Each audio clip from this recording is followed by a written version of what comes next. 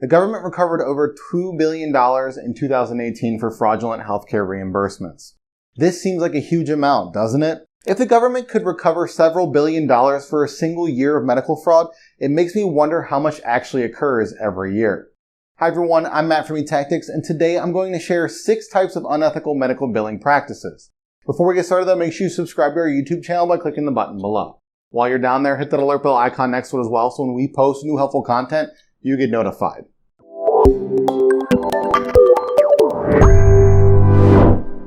Upcoding is where someone assigns an inaccurate medical code for a procedure to increase reimbursement. Imagine a situation where a patient got routine medical transportation, but that's not what the bill says a month later. The bill lists the patient receiving emergency life support transportation. No big deal, right? But the emergency life support transportation is much more expensive.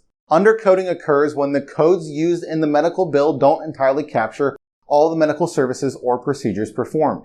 In other words, the organization is making a false statement about the services provided and misrepresents what occurred. Undercoding also fits within the definition of abuse as defined by CMS as misusing codes on a claim. Any attempt to defraud the auditing process violates federal law. So although undercoding seems like it isn't that big of a deal, it can lead to some serious consequences. Duplicate charges, also known as double billing, are where the same bills occur multiple times, even though the patient only received the service or the treatment once. Of course, humans are prone to make mistakes, especially due to the complicated billing process. But sometimes duplicate charges are intentionally made. This can lead to criminal and civil penalties. Some of these penalties could be thousands of dollars in fines. Phantom charges are when a practice bills for a medical service or procedure that never occurred. It can also happen when a provider submits a claim for unnecessary services. This means that the treatments were only for profit. For example, 22% of prescription medications are unnecessary.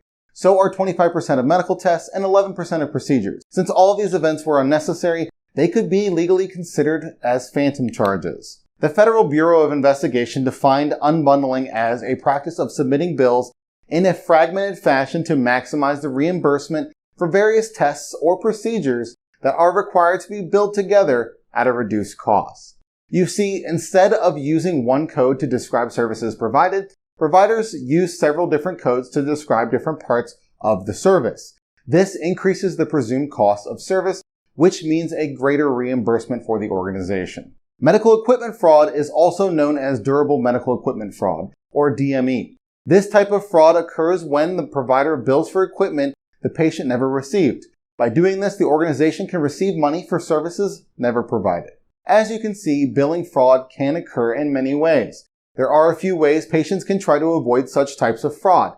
Look at all the details of the statements you receive from a doctor's office and/or hospital. Examine how many statements exist for the same service. Lastly, question anything in your statements that look a little bit off. If you'd like to learn more about unethical billing practices, reach out to eTactics. And you already made this far into the video, so you might as well like it, share it, and comment below.